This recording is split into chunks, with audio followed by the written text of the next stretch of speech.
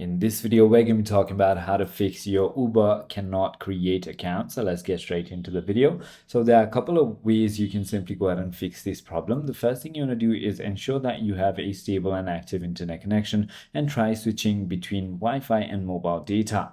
The other thing you want to do is make sure that you're using correct information, meaning use a valid email address or phone number that is not already registered with your account.